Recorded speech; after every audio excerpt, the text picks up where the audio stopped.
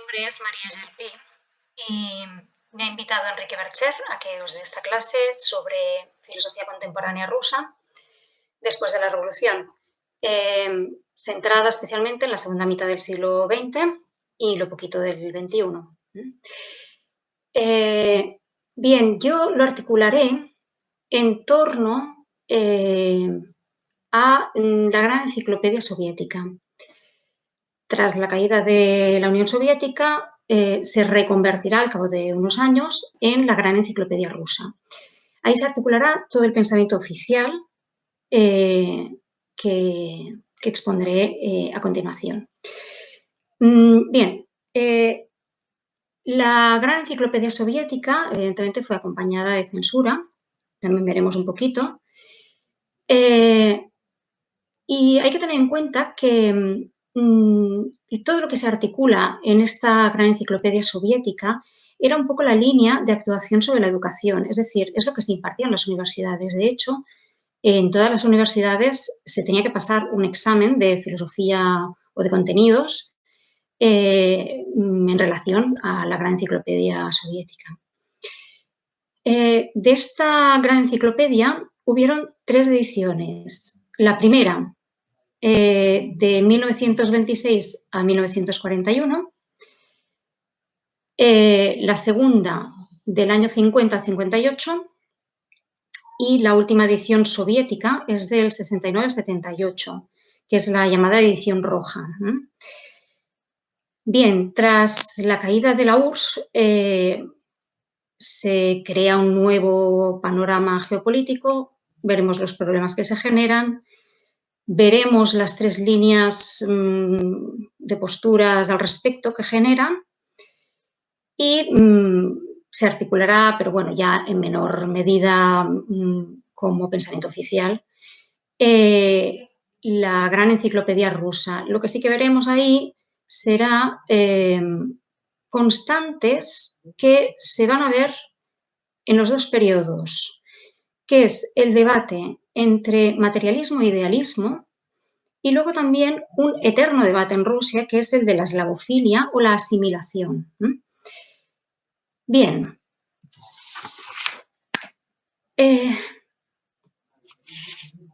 Como decía, la gran enciclopedia soviética, que es la que articula todo el conocimiento que debía reunirse, va acompañada de la censura del momento. A través del Glavit-Lit. El Glavit es el instrumento, la institución que controla por departamentos la ficción y la poesía, el cine, porque solo se podrá hacer cine desde el Mosfilm, por ejemplo, toda la prensa a través de Pravda y más tarde la radio y la televisión, y lo que es la educación en las universidades. Se controlan las imprentas, se controla, por ejemplo, las máquinas de escribir. No se puede tener una máquina de escribir sin que esté registrada. Se concedían permisos para tener máquinas de escribir. Por así decir, es todo un conjunto. Por un lado, la gran enciclopedia soviética, el qué se puede decir, no qué se puede pensar, pero sí qué se puede decir y qué no se puede decir a través de la censura. Bien, la primera edición empieza en 1926 y se terminará en el 41. El editor jefe es Otto Schmidt. Otto Schmidt es de familia de colonos que vinieron desde Alemania hasta Letonia, por eso tiene apellido alemán. Y será una edición que constará de 65 volúmenes, con 65.000 entradas, o definiciones o artículos. Más o menos son unas 4.000 páginas. Y se llegaron a distribuir entre 50 y 80 millones de copias. Bien, a Schmidt también le ayuda en toda la edición Prokowski, que es un historiador y especialista en ver el papel que tiene el progreso en las sociedades. Otto Schmidt, para situarnos un poco, porque es una gran eminencia del momento. Fue muy conocido porque fue un expedicionario del Mar del Norte, en toda la zona del Ártico. Es el que abrió la vía por el estrecho de Bering en todas las tierras del norte y por eso se le concedió una medalla al honor, como héroe de guerra, pero por la expedición. Claro, toda esa vía tiene mucha importancia, incluso hoy en día tiene mucha importancia. Trump, de hecho, quería comprar Groenlandia hace poquitos años o hace pocos meses, porque es una vía de comunicación. También había estudio de geología, de tierras, etc. Otto Schmidt también es un gran matemático, es fundador de la Escuela Algebraica, experto en cálculo diferencial y también tenía hipótesis cosmológicas que explicaban, según él, de alguna manera, por qué el universo es uniforme como resultado de la expansión de una nube de polvo de tipo solar. Esto más o menos en paralelo a las teorías del Big Bang de Lemaitre. Bien, en esta época lo que se articula, de alguna manera, es lo que ya se venía diciendo desde tiempos de Lenin, ¿no? La identificación del marxismo-leninismo con el materialismo dialéctico. Son conocidas las discusiones que tenía Lenin con sus coetáneos acusándolos de idealistas. O sea, lo que se intenta de alguna manera es articular el marxismo-leninismo y ponerlo en base. La polémica quizá más conocida es la que tuvo con Bogdanov. Bogdanov había escrito un libro que era Empiriomonismo, articulando algunas ideas de Mach. Bogdanov, que es el fundador de la Prolet Pool, es cuñado de Lunacharsky. Lunacharsky, que es el comisario para la educación y las artes, es el que de alguna manera promueve y facilita todas las vanguardias históricas, que luego, evidentemente, serán cercenadas, ¿no? Pero tienen un poquito esta base un poco idealista, ¿no? Desde el constructivismo de Tatlin, que se enfrenta al suprematismo de Malevich, ¿no? Y, bueno, beben todos estos de una tradición idealista que venía del siglo XIX, pero también viene de toda la escatología eslava, que es finalista, que es teleológica, en fin. Pues todo este idealismo, de alguna manera, Lenin intenta acallarlo, rebatirlo, rebatiendo este libro, este escrito de Bogdanov, a través de su escrito El materialismo y empiriocriticismo, que es de 1908. Se articula o se pone el énfasis en la inversión materialista de la dialéctica de Hegel, que ya estaba en Plejánov, de alguna manera, y lo que se centra sobre todo es en la crítica al idealismo subjetivo, que ya viene de Berkeley, de Kant, de Fichte, y por supuesto también en Mach, que es sobre el que pone el acento en la crítica en esto. Critica también el agnosticismo, opone el peso en la cuestión de que es el ser el que determina la conciencia y no al revés. Es el entorno social el que determina la conciencia del sujeto y no es el sujeto que cuando conoce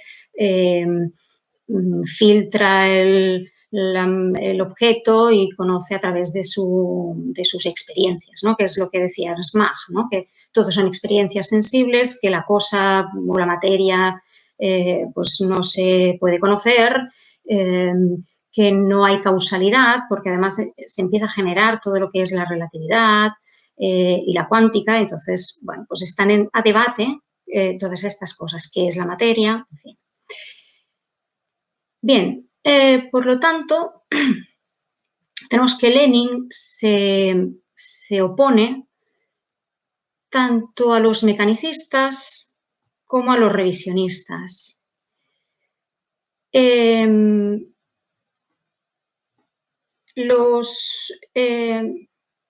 revisionismo ya estaba antes articulado de alguna manera, pero se usará en este momento como crítica. El revisionismo ponía el acento diciendo en que en la historia no actúan solo las fuerzas económicas, hay otro tipo de elementos, ¿no? Criticaban también la teoría de la plusvalía, articulada por Marx, porque era insuficiente, es muy simplista. Y también ponían el acento en que la lucha de clases, en ampliar el concepto de lucha de clases. No solo existe entre obreros y capitalistas, sino que hay subclases, hay otro tipo de fricciones sociales. Y que la revolución no tenía por qué ser violenta, sino que puede haber una evolución. Bien, los mecanicistas, por otro lado, como Bogdanov, lo que decían, de alguna manera, un poco simplista, pero es así, decían que las leyes de la dialéctica están en la naturaleza, que se sacan de la naturaleza. Bueno, las leyes de la dialéctica, según Engels, que están en el Anti-Düring, pues es la primera, que es la ley de la unidad y la lucha de contrarios, la ley del cambio de la cantidad en igualdad y la ley de la negación de la negación. Entonces, claro, el cambio paulatino, digamos que estaba en contra del segundo principio, de la dialéctica. Lo mismo pasaba con Smag, con Wilhelm Oswald, que hablaba de los procesos químicos como procesos paulatinos, como que la naturaleza no hace saltos revolucionarios, sino que se puede dividir en fases, en procesos, y son paulatinos. Pero esto se tildaba de evolucionismo vulgar. Bien, entonces, ¿qué hace Lenin frente a todas estas oposiciones, ¿no?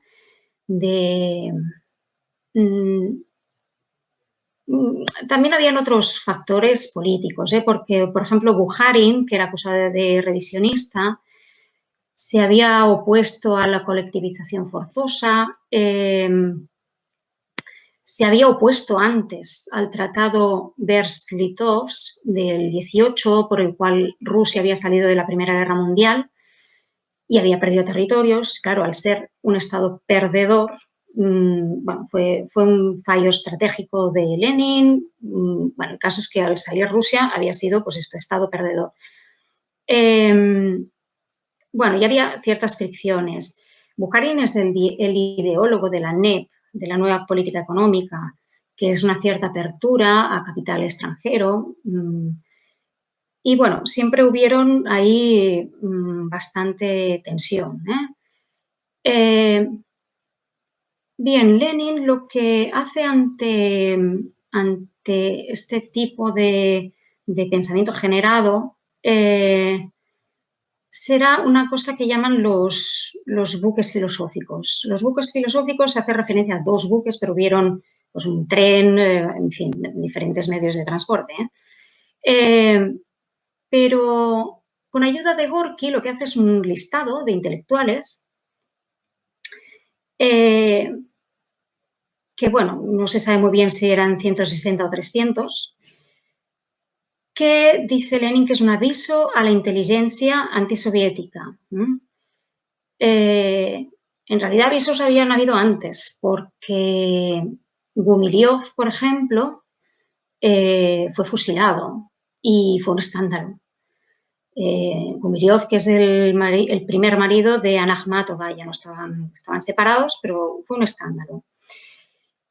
Y otro caso escandaloso también, por ejemplo, fue el de Alexander Blok, el del poema 12, que salió justo después de la Revolución, fue muy polémico este poema. Alexander Blok murió porque no le dejaron ir a Finlandia a tratarse médicamente de un problema que tenía y murió. Estos dos hechos generan mucho descontento social. Entonces, Lenin decide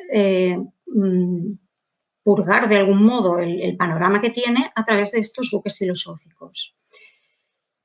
Claro, con esto, precisamente al salir de la Primera Guerra Mundial y Rusia ser un estado perdedor, había firmado con Alemania el Tratado de Rapallo de 1922, y en el cual, o mediante el cual, Alemania y Rusia se condonaban las deudas mutuas. Y Alemania había salido bastante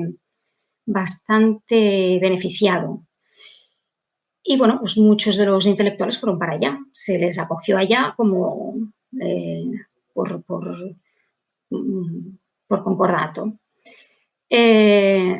Bueno, Zainbiatin, por ejemplo, decía los escritores gustamos tanto que nos exportan, ¿no? Bueno, de manera irónica, ¿no? Bien, se deportó ahí la lista, ya digo, no se sabe exactamente quiénes estaban ahí, pero estaba el rector de la Universidad de Moscú, estaba el rector de la Universidad de Petrogrado, estaba Sorokin, que era un sociólogo, estaba Berdiayev. Nikolai Berdiayev, por ejemplo, es un cosmista, era un filósofo muy conocido en el momento, de la rama del cosmismo, que tiene una tradición dentro de la escatología eslava importantísima, que, bueno, podríamos clasificarlo de existencialista, existencialista ortodoxo. Tiene muchos escritos sobre libertad, sobre cuestiones de la razón, sobre determinismo. Acuña un concepto que se llama teohumanidad, que ya digo que está conectado con este cosmismo y con la conquista del hombre del espacio, que luego tendrá gran repercusión, pero lo que es esta rama pues quedará cerrada. Criticaba Berdiayev también a la sociedad, al Estado, a la nación, a la Iglesia, porque dice que son falsas totalidades, fuentes de objetivación que enajenan la libertad del hombre. No le dejan individualmente ser libre, sino que forma parte de ese todo y sufre una alienación. Bien. Después de esta censura por parte de Lenin, también Stalin, en 1931, mediante decreto, dice que la única concepción filosófica permitida será el materialismo dialéctico. Por lo tanto, despreciando despectivamente además a todo lo que es los revisionistas y los mecanicistas. Otro que será censurado será Stepanov. Stepanov, que se le considerará mecanicista, tiene un escrito, El entendimiento dialéctico de la naturaleza en el entendimiento mecanicista, apuntando esto que decíamos antes de que las leyes de la dialéctica ya están en la naturaleza. Claro, se le critica diciendo que pueden encontrarse en la naturaleza, pero que no se reducen a ellas, se le acusa de mecanicismo. basándose en la dialéctica de la naturaleza de Engels. Bien, se debate en esta época si la teoría de la relatividad es compatible con el marxismo, si la mecánica cuántica, que es indeterminista, si puede armonizarse con el materialismo dialéctico. Hay muchas dudas al respecto. Otra disputa, por ejemplo, con los mecanicistas es sobre Spinoza, si es idealista o materialista. Esto, bueno, no voy a entrar en esto, pero realmente para que se vea que esta continua pugna entre el materialismo y cualquier cosa que pueda tildarse de idealista. Bien, otra cuestión que se rechaza, ya digo que todo esto se ve reflejado en los contenidos de la Gran Enciclopedia Soviética. Yo no es que me haya leído todas las ediciones de la Gran Enciclopedia Soviética, sino que, bueno, pues uno apunta a bibliografía complementaria y bibliografía indirecta. Bien, se rechaza en esta época la ciencia genética. Se vuelve de alguna manera al lamarquismo y esto lo llevará a cabo Trofim Lysenko. Entonces, bueno, se genera aquí el lysenkismo, que, bueno, aquí vuelve a haber una cierta pugna, porque el antecesor, digamos, de Lysenko o el oponente a Lysenko es Nikolai Vavilov. Nikolai Vavilov es un grandísimo científico, muy reconocido en el momento, es un biólogo que estudia el origen de las plantas cultivables que sirven para la alimentación. Vavilov bueno, se dedicó a recolectar plantas de todos los lugares del mundo para hacer un estudio y cómo el ambiente determinaba la planta en sí, pero afirmando el gen que era inamovible. Y aquí está el problema. El lamarquismo lo que afirma es que no hay gen, que las plantas se ven influenciadas por el medio ambiente. Entonces, bueno, se van a hacer una serie de experimentos que lleva a cabo, que muchas veces no son concluyentes, pero bueno.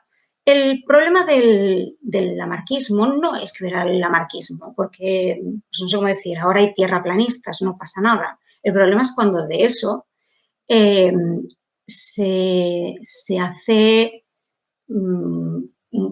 es lo único que se permite y se cercena todo lo demás. Porque, bueno, Vavilov en el año 40 fue metido a prisión, acusado de defender pseudociencias de tipo burgués. Y bueno, en el año 43 muere de distrofia. Muere de distrofia por una mala alimentación. Es curioso además que, porque el centro de investigación de Vavilov continuó con sus científicos y sufrió el sitio de Leningrado. Estaban en Leningrado y tenían, bueno, pues una grandísima gama de muestras. Sufrió el sitio de Leningrado y además el ejército nazi intentó hacerse con todas las muestras, porque realmente aquello tenían pero miles de plantas catalogadas, en fin. Se trasladó todo aquello a un sótano a las afueras de Leningrado, siendo custodiado por estos científicos, que finalmente, y aquí está el drama, murieron de hambre. Murieron de hambre custodiando alimentos, ¿vale? Rodeados de patatas, legumbre, etc. Bien. Esto del lamarquismo, pues ya digo, que fue, en fin, bastante dramático. Bien, Otra cuestión sobre la censura es el quinto congreso del Comintern en 1924, en el cual se condena a Lukács por reformista. Lukács lo que hace es retractarse para poder seguir en el partido. Pero bueno, curiosamente, Historia y conciencia de clase está a la base de la Escuela de Frankfurt y todo lo que es el marxismo occidental. Bien, claro, todas estas prohibiciones y estas censuras y estas represiones, lo que generan de alguna manera es un tipo de investigación que no sea polémica. Y así veremos cómo, de alguna manera, son punteros la ciencia, las cuestiones sobre la ciencia y el progreso, la tecnología, porque esto no molesta nunca, ¿no?, a la electrificación más soviets de Lenin o a los planes quinquenales de Stalin, ¿no? Y luego, por otro lado, una rama en la que me fijaré ahora, que es sobre la psicología y la filosofía de la mente. Hay que pensar que esto conecta con la idea del nuevo hombre soviético. El nuevo hombre soviético es aquel hombre nuevo que surge cuando ya las clases se han disuelto. No es un hombre revolucionario, sino que es un hombre socialista. Entonces, bueno, todo esto de la psicología y la filosofía de la mente, bueno, pues va muy bien, digámoslo así. Personajes o científicos que vemos en esta rama.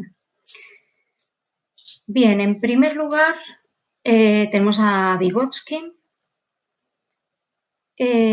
Vygotsky murió muy joven, le llamaban el Mozart de la psicología. Se opone al conductismo de Pavlov.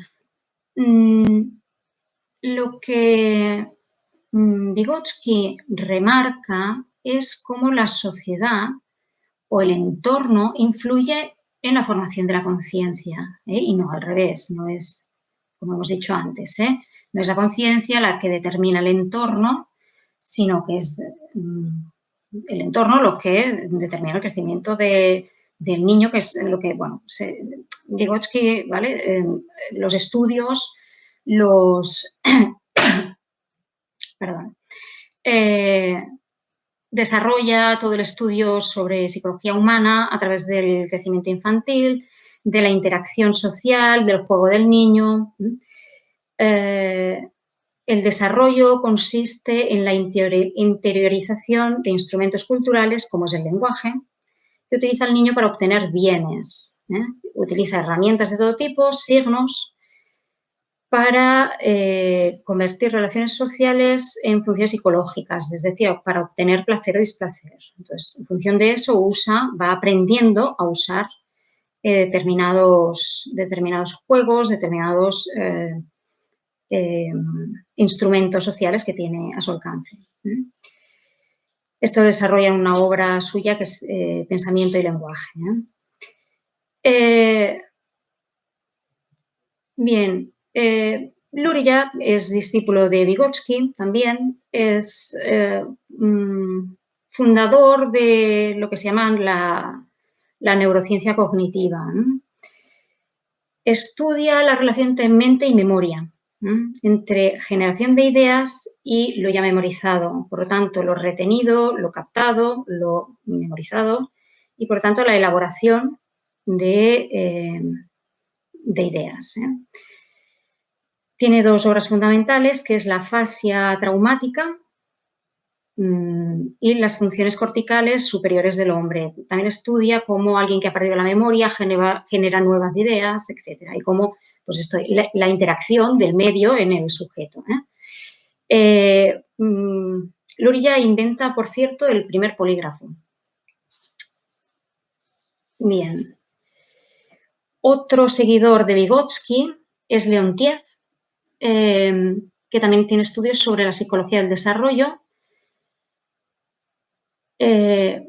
Funda la teoría de la actividad, que centra su estudio en la actividad humana más allá del psicoanálisis y del conductismo.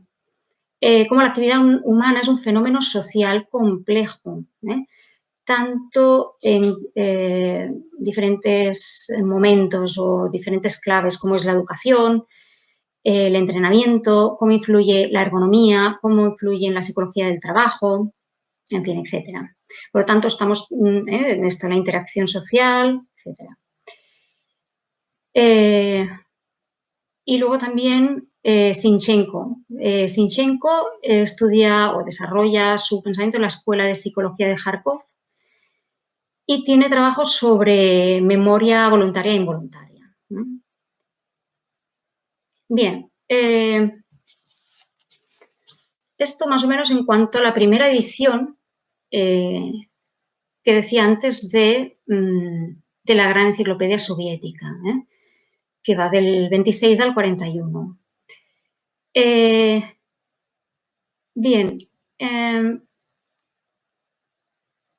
la segunda edición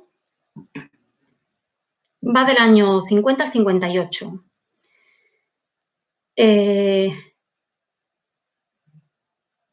Stalin muere en el 53, por lo tanto, tiene poca influencia lo que Stalin pudiera decir de alguna manera, pues Stalin continúa con la primera edición. Bueno, se identifica sobre todo con lo que es el deshielo, con Khrushchev. Esta edición tendrá 50 volúmenes y 100.000 entradas y se llegarán a distribuir entre 250 y 300.000 ejemplares, con unas 5.000 páginas. Incluye también mapas, muchísimos mapas. La primera edición también incluía mapas y algún gráfico, pero poco dibujo. Esta segunda edición tiene muchísimos mapas, más tablas, gráficos y otro tipo de documentos adjuntos. Y luego también tiene un volumen adicional, o sea que en total son 51 volúmenes. Bien, el editor dice mucho porque se le escoge por algo. Eso lo digo, o sea, remarco el editor y luego más o menos los contenidos que son remarcables. Entonces así vemos un poquito la evolución de todo esto. Bien, el editor es Sergei Vavilov. Sergei Vavilov, que es físico y matemático, es hermano de Nikolai Vavilov. Nikolai Vavilov, el biólogo genetista de las plantas. Bien, Sergei Vavilov, ya digo, es físico y es matemático. Es presidente de la Academia de las Ciencias Soviética. Fundó la Escuela Soviética de Física Óptica. Tiene estudios sobre luminiscencia, sobre radiación. Es discípulo de Lebedev. Lebedev Lebedev murió en el 1912, que fue el gran pionero del electromagnetismo. Lebedev es el fundador del Instituto de Física de Lebedev, que de ahí surgen todos los científicos, la mayoría de científicos importantes de esta mitad de siglo. Fue miembro del Soviet Supremo, muy diferente de carácter a su hermano. Ahora hablo de Vavilov, que es miembro del Soviet Supremo, y se dedicó a hacer una reconstrucción de la ciencia a través de la historia, hacer una filosofía de la ciencia o una historia de la ciencia a través de biografías de grandes científicos, haciendo una reconstrucción de la historia de la ciencia. Fijándose también pues, cómo la política o la situación política del momento pues, atiende o la ciencia atiende a este entorno, a este contexto sociopolítico. Una cosa curiosa antes de entrar en otras cuestiones, por ejemplo, como ejemplo de lo que representan las reediciones, es que en esta edición, que ya digo, del 50 al 58, cuando el ministro de Asuntos Internos, Beria, es apartado, se sustituye la entrada de Beria, se le purga, se le saca, y se incluye la entrada de Bering, porque coincidía. Beria se echa de la gran enciclopedia y se pone Bering, Mar de Bering, y se hace este apartado y directamente se saca. Es decir, que se incluye y se excluye pues todo aquello que se quiere que entre dentro de lo normativo, de lo canónico y dentro de lo que será contenido obligatorio, pues ya digo, para todas las universidades.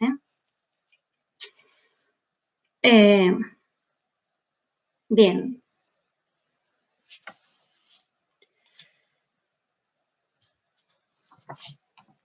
En cuanto al contenido,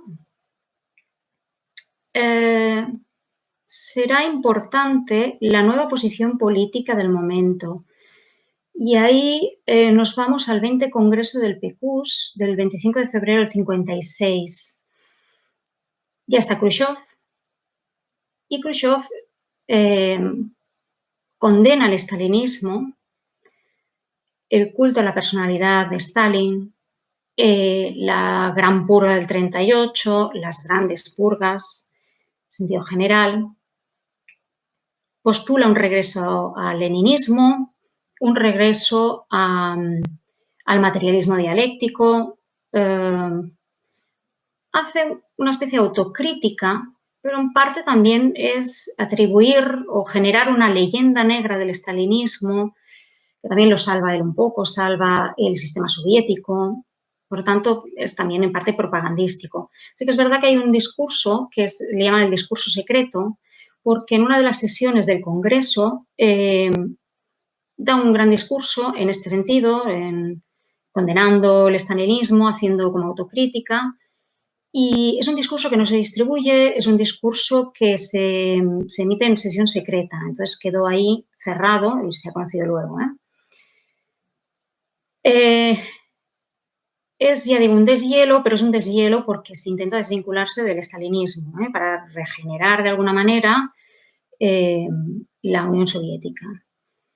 Bien, todo esto pues genera una línea que se verá reflejado en esta edición.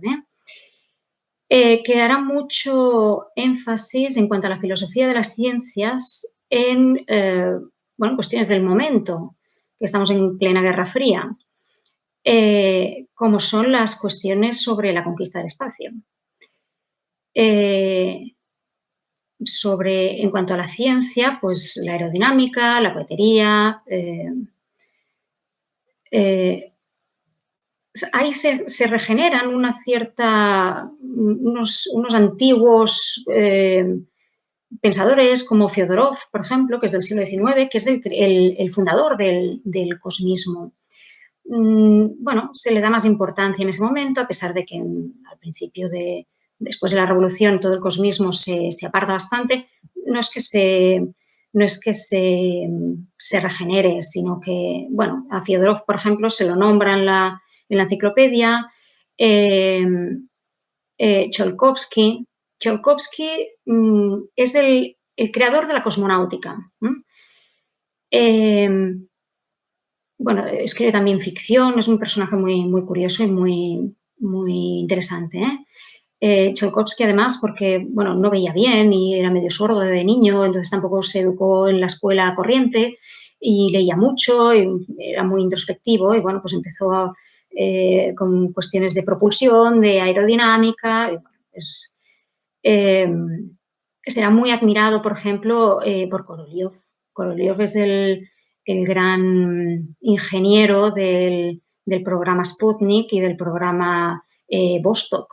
Por lo tanto, es el gran ingeniero del programa espacial, que se enfrentará de alguna manera o estará enfrentado a Wernher von Braun, que es el del Apolo, el del programa de Estados Unidos, que en realidad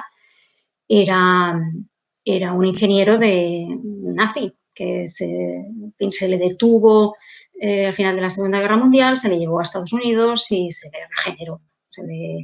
En fin.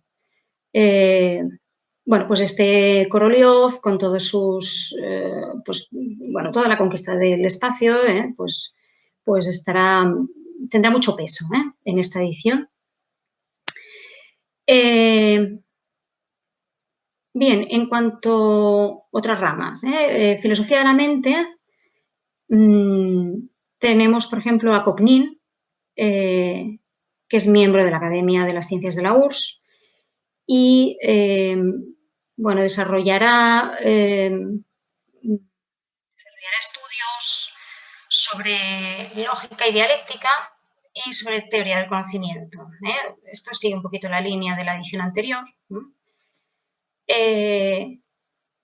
Otra rama sería en cuanto a la filosofía o la historia de la filosofía, que tenemos aquí a Valentin Asmus, que fue un amigo de Pasternak, muy influido por Lukács, que pasó de postular un constructivismo epistemológico a apoyar una lógica formal. Este fue llamado por Khrushchev para dar charlas en el ejército.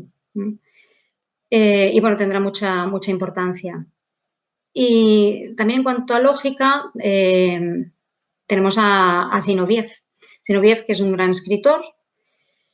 Zinoviev es de esos personajes que tienen un cambio durante toda su biografía, porque él en principio estaba apoyando a Bukharin, se opuso a la colectivización forzosa del campesinado, pero tras la Segunda Guerra Mundial, se hace estudios sobre lógica y sobre metodología de la ciencia. Pero luego, su crítica, tiene una crítica brutal a Brezhnev en el año 78 y tras la novela que escribe de Radiante Porvenir, en el que, se ve esta crítica, pues es expulsado de la Unión Soviética. Es más conocido quizá por Cumbres Abismales del 78. Del 79, del 79 es. O Homo Soviéticus, pero esta es más tarde. En sus últimos años también tiene una crítica a Boris Yeltsin y a Gorbachev, pero porque hace un giro hacia la eslavofilia, que esto lo veremos en la última etapa ya, después de la caída de la URSS, veremos este giro y cómo surge de nuevo la eslavofilia. Los critica porque los considera traidores de Rusia y occidentalistas. Y, apoyó también a Milosevic.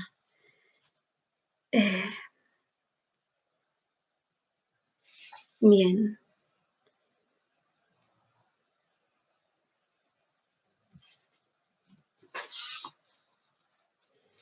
En cuanto a otras ramas, tenemos también la continuación de la lingüística y el desarrollo de la semiótica.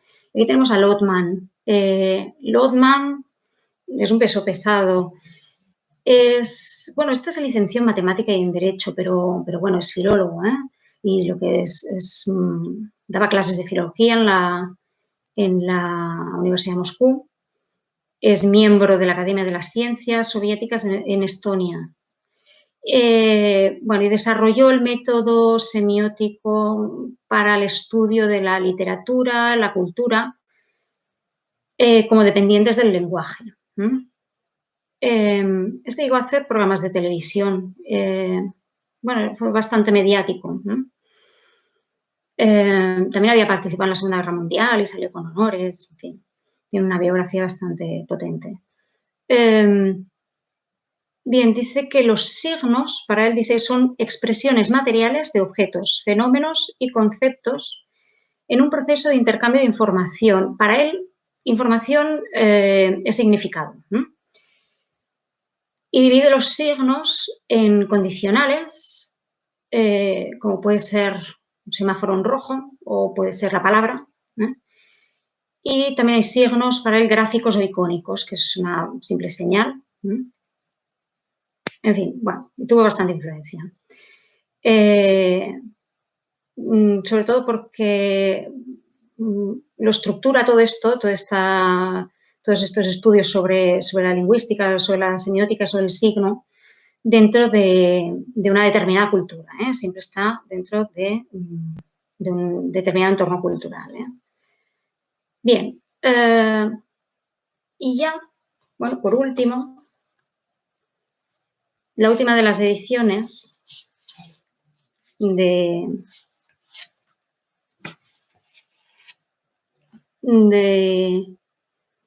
la Gran Enciclopedia Soviética es la que llaman edición roja.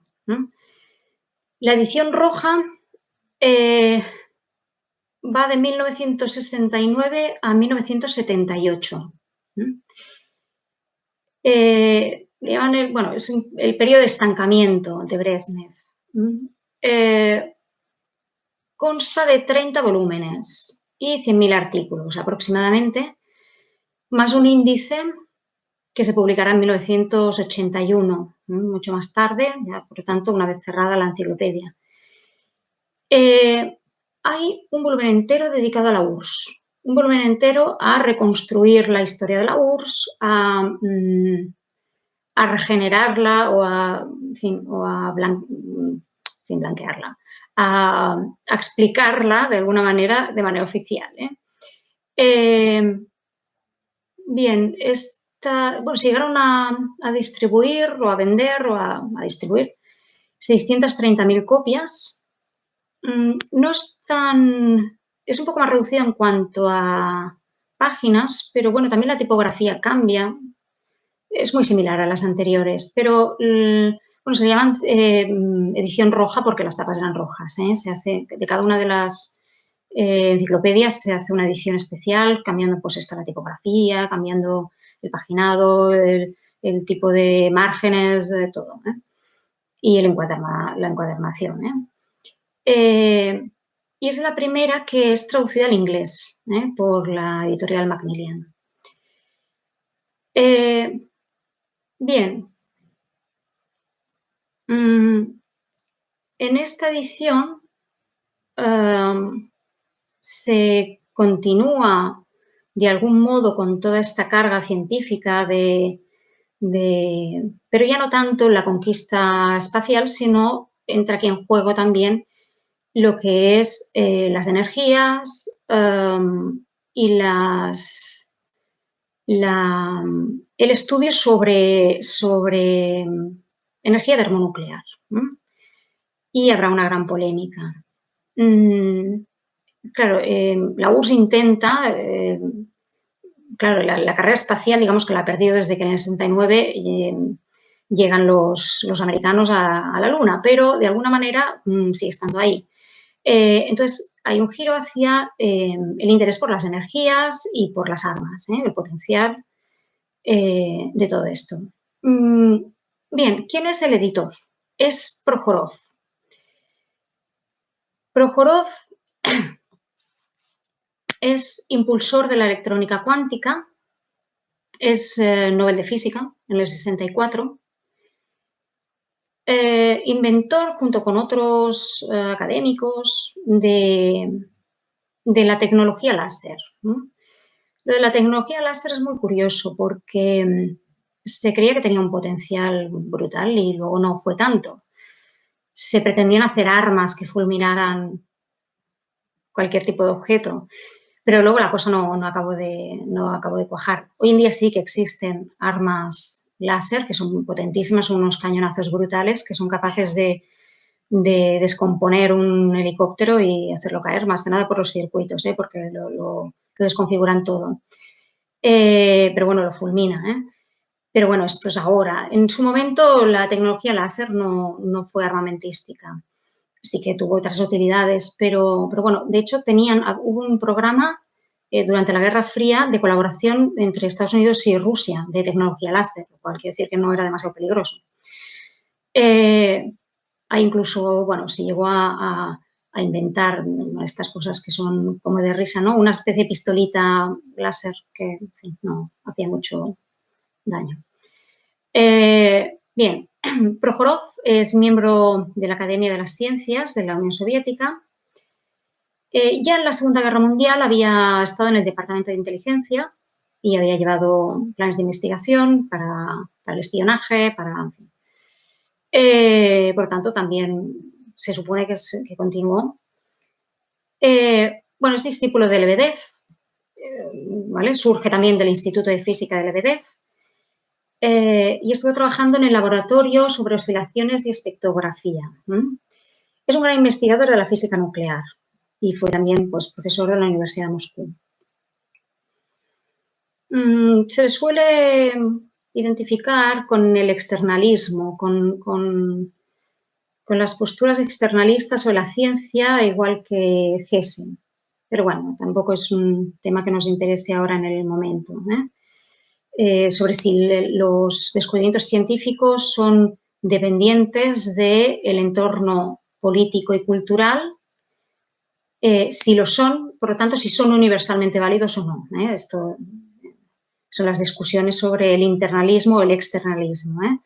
Claro, porque evidentemente las investigaciones pues, siempre tienen un componente sociopolítico de conveniencia del momento, pero el descubrimiento puede siempre extrapolarse a estas necesidades que lo han generado y puede tener validez en otros ámbitos. Bien, hace también estudios sobre historia de la ciencia y, bueno, la polémica a la que hacía referencia antes, que se genera con todo esto de la energía nuclear, bueno, será con respecto a otro científico que es Sájarov. No solo Prokhorov, Prokhorov y otros muchos científicos se opusieron a Sájarov. Sájarov ganará el Premio Nobel de la Paz en el 75. Tiene una trayectoria pues cambiante también, porque Sájarov bueno, también surge del Instituto Físico de Lebedev y fue un gran estudioso de las armas termonucleares. Pero llega un momento en que ve el peligro potencial de aquello, que es capaz de destruir la humanidad, y entonces intenta detener la carrera armamentística. Claro, esto no sienta nada bien.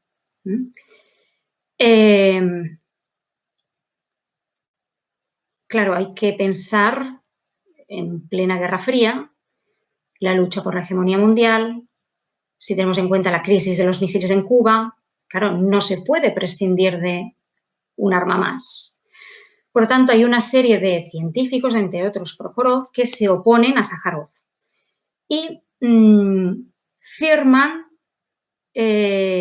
una carta contra Sájarov como traidor de la patria. Es una carta que sale publicada en el Pravda en el año 83, titulada Cuando pierden el honor y la conciencia, haciendo referencia personal a Sájarov. Esto de las cartas en el Pravda es muy común, porque, por ejemplo, Sájarov había sido uno de los firmantes de una carta contra Lysenko, que se llama la Carta de los 300. Pero no, esta no salió en el Pravda, la que estoy pensando, no, esta no salió en el Pravda. Pero bueno, esto de las cartas públicas, bueno, pues es habitual.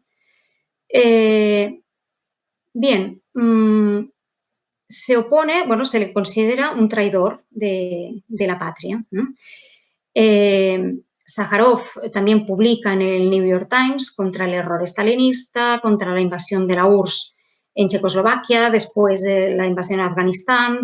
Bueno, y es curioso ver cómo la entrada de Sájarov, a raíz de todo esto, claro, no se le puede quitar de la gran enciclopedia, pero lo que se hace es contar todos los estudios y biografía hasta el momento que Sájarov hace este giro.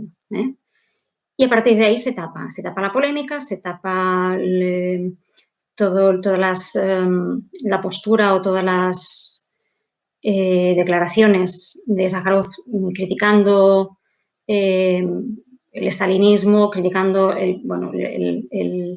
la política del momento de la URSS, advirtiendo los peligros y las críticas sobre el imperialismo de la URSS. Bien.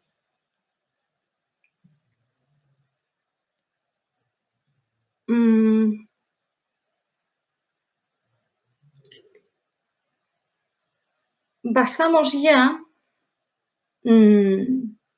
a la gran enciclopedia rusa.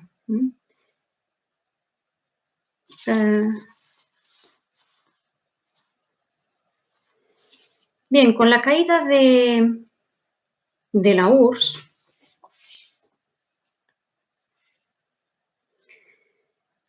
se tardará unos años en promover, lo promueve Yeltsin, la gran enciclopedia rusa. La gran enciclopedia rusa empezará la edición en 2004 y terminará en 2017. Consta de 35 volúmenes. Sí, es que me olvidaba decir una cosa, y es que, claro, con respecto de la polémica esta entre Sájarov y Prokhorov, es que hay que tener en cuenta que luego Chernóbil, el desastre de Chernóbil, es en el 86. Y ahí es donde, bueno, la cosa, digamos, explotará de alguna manera. Bien, perdón por el inciso, ahora vuelvo a la gran enciclopedia rusa. Bien, se distribuirán 65.000 copias y desde el año 2004 se irán publicando los diferentes volúmenes, que serán hasta 12. No, perdón, hasta 35. Los 12 primeros durante del 2004 al 2006.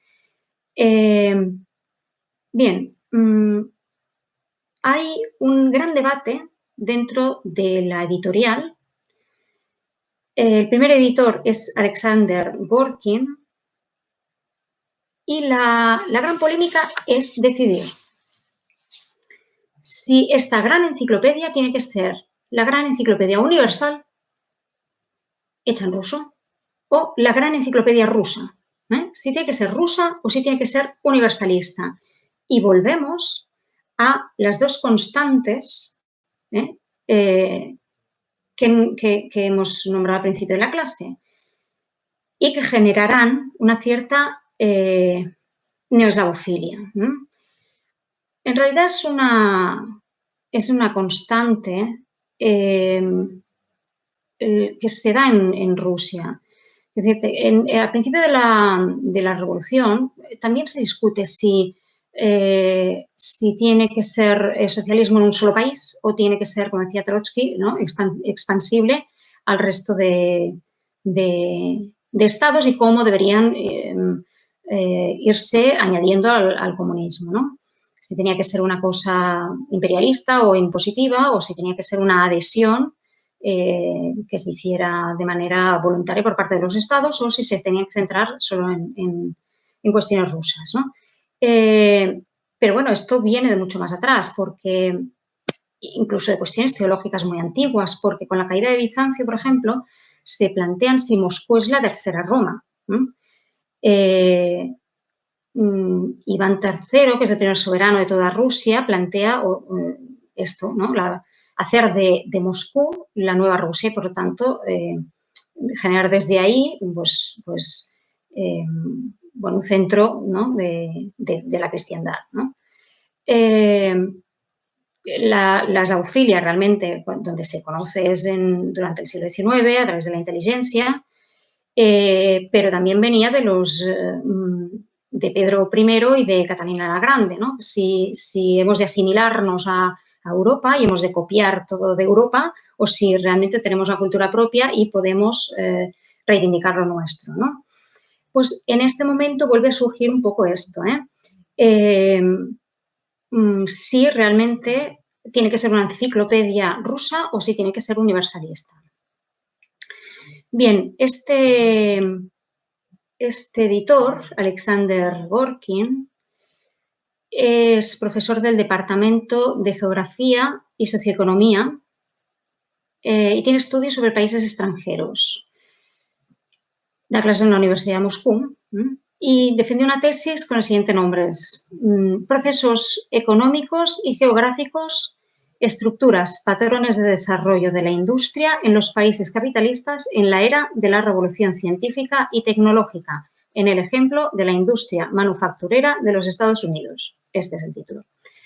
Bien, veremos después a cuál de las ramas pertenece, veremos tres. Bien, finalmente la decisión es que sea universal, pero se llame rusa. Deponen a Gorkin, proponen dos nuevos editores, que son dos periodistas estudiosos de literatura, que son Kravets y Grigoriev, Vladimir Grigoriev. Promovido por Grigoriev, Kravets y Igor Linogradov. Son periodistas, tienen estudios sobre literatura, sobre Nietzsche, sobre la estética de Pavel Florensky. Bien, este Kravets es el fundador de la Enciclopedia Ortodoxa y tiene numerosos escritos sobre historia de la Iglesia Ortodoxa. La verdad es que dura poco porque enseguida lo deponen y finalmente el que llevará el trabajo de los últimos ejemplares, de los últimos volúmenes, es Osipov, que es un matemático, experto en teoría de control y estabilidad de ecuaciones diferenciales, físico-matemático, profesor de la Universidad de Moscú. Pero se le acusará también de corrupción porque tiene un apartamento de lujo. Hubo mucho follón al respecto. Bien, como digo, esta nueva enciclopedia rusa se gesta dentro de un nuevo panorama que es lo que determinará el momento, digamos, actual, el momento del siglo XXI, desde la caída de la URSS, la última década del XX,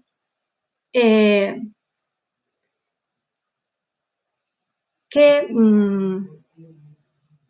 también de alguna manera en la que también se verán esta dicotomía entre reformistas y reaccionarios, liberales o conservadores, eslavófilos o asimilados, en fin, se puede llamar de la manera que se quiera. Bien, este nuevo panorama, a la salida de la Guerra Fría, claro, en la Guerra Fría había cierta tensión, pero estaba clara las hegemonías, había una cierta igualdad y, por tanto, esto procuraba una paz, porque la guerra era, en fin, no era incruenta o no era violenta precisamente por esta tensión de igualdad, porque si no hubiera habido esta igualdad, pues evidentemente hubiera explotado por algún lado, ¿no? Pero ante la hegemonía americana y el declive ruso, la desmembración del Estado, los traumas territoriales, pues generan una serie de problemas y un nuevo escenario geopolítico que plantea la dialéctica de Estados, ¿no? Plantear la dialéctica de Estados en nuevas, de una nueva manera. Surgen también nuevas estructuras internacionales, la Unión Europea, la OTAN, que se cierran sobre los estados satélite, que Rusia no acaba de querer desvincularse. Hay también otros países limítrofes, como es China, como es Irak, con los que hay relaciones. También hay relación con otros estados a los que se les sirve todo lo que es los recursos energéticos. Por lo tanto, hay un panorama muy diferente. Yo he clasificado los problemas que se generan en esta época en 4 grandes bloques que solo enunciaré porque, bueno, tampoco... que serían, por un lado, un problema que ya era antiguo, pero es el étnico en el Cáucaso, pero que, bueno, pues genera conflictos bélicos. Moldavia, Armenia. Un problema energético de control de recursos con Estados Unidos, con problemas sobre empresas muy importantes como Yukos, que quiebra, o las cuestiones sobre los oleoductos, el gran oleoducto, la manera de servir a Europa. Tiene otro problema, que es la homologación de la democracia, o cómo homologar la democracia. Y luego tiene otro problema moral, digamos así, sobre el enjuiciar la época soviética. Aparte, bueno, pues también las mafias, fronteras, las armas, en fin. Pero bueno, básicamente serían estos. Entonces, en función de este nuevo escenario, y ya con esto acabo,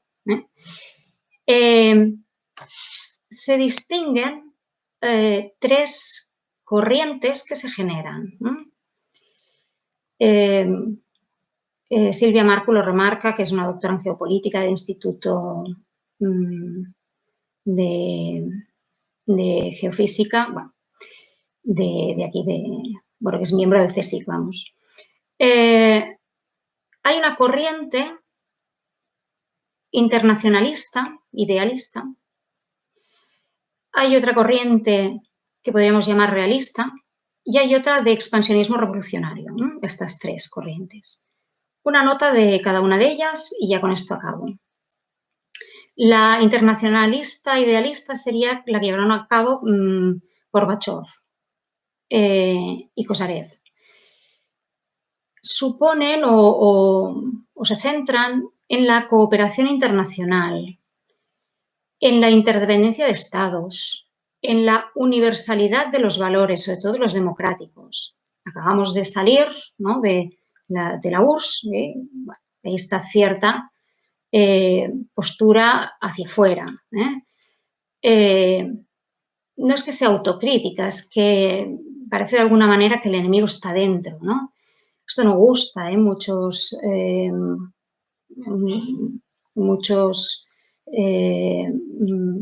sectores internos a Rusia, entre otros a Yeltsin. Bueno, abogan por una unión de estados rusos, pero en parte se sienten europeos. Volvemos a este cierto europeísmo anti-eslavofilia. Islamófobo no tampoco, pero cierta identificación con los principios europeos, cierta voluntad de quererse ver reflejado en los valores de Europa, en los valores occidentales, como si fuera aquello lo bueno, y renegar un poquito de la historia del pasado, ¿no? Por lo tanto, vemos aquí pues algunos de los elementos de las problemáticas que he dicho antes. La cuestión moral. Bien, otra corriente, digamos, sería el realismo, o llamado realismo. Sergei Grabov, que es un sociólogo, antropólogo, es profesor de la Universidad de Moscú, tiene varios escritos, es bastante mediático y conocido. Lo que postulan estos es una preocupación por el control interno de las personas, las empresas, del poder efectivo, de ahí lo del realismo. Digamos que sería control en un solo país, ¿no? O sea, se centran en el país mismo, en los componentes que que componen la sociedad a distintos niveles, el Estado a distintos niveles. De alguna manera, pues recogen lo que decía Vernadsky. Bueno, ahí tendríamos también a Putin. Postulan un eurasianismo, pero todo lo articulan, la dialéctica de estados la articulan dentro del paradigma de amigo-enemigo, como Carl Smith, ¿no? Así, por ejemplo, Irán y China, ¿no?, serían amigos, pero Estados Unidos, ¿no?, pues sería enemigo. Bien, se centra mucho en la seguridad interna, en las cuestiones del ejército y en el progreso económico. Es un realismo que, bueno, es en parte considerado de derechas, pero bueno, es que las derechas e izquierdas en Rusia es muy complicado, no se equiparan igual que aquí. Claro, tienen el apoyo de grandes empresas y tienen un poder político o económico bastante potente. Lo que se mira con cierto, como algo hostil, es del exterior, en contraposición al internacionalismo idealista que decíamos antes, ¿no?, que el enemigo estaba dentro, aquí no, el enemigo está fuera. Bien, se busca esto, un gobierno fuerte, de única dirección, para llevar al país a una hegemonía económica y no necesariamente expansionista, pero sí de acuerdos puntuales con estados en los que se requiera esto.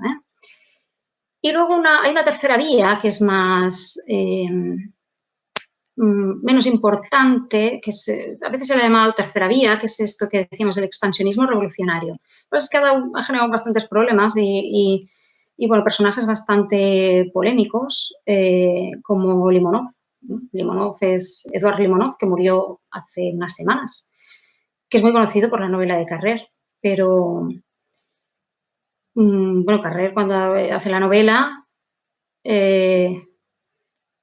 bueno, Limonov se presta a las entrevistas y demás, pero cuando sale la novela de Carrer, realmente Limonov dice que no se siente muy reconocido ahí, pero bueno. En fin, aparte de la polémica esta, lo que hace Limonov es, bueno, una eslavofilia bastante severa, o sea, muy pronunciada. Y, bueno, recoge un poco todo lo que, bueno, la fundación del partido Nazgul, que eran nazis socialistas. O sea, es una cosa un poco bizarra, ¿no? Pero bueno. Bueno, creen en una unión eslava expansionista, universalista, casi mística, diría yo. El exterior siempre es una amenaza, por supuesto, pero es que ni siquiera se puede pactar con ello, ¿no? Provienen de un comunismo radical, pero ya digo que ahí se considera más bien de extrema derecha, ¿no? Entonces, digo, es un poco raro, bien, y sí que creen en unas ciertas alianzas, pero son históricas, Las alianzas con Alemania y Francia, por ejemplo, y los enemigos naturales, que serían Estados Unidos y Gran Bretaña. Por lo tanto, no son cuestiones coyunturales, son históricas o son de filiación, pues esto, histórica. Sí que creen en esto, en la expansión por alianzas, pero bueno, ya digo que es sobre todo la defensa de lo ruso, de lo eslavo común. De hecho, Limonov criticó mucho a Putin, pero bueno, finalmente, bueno, medio llegaron a un acuerdo, en fin. Bueno, y ya digo que tuvo bastante repercusión mediática, pero bueno, ahí quedó más o menos la cosa.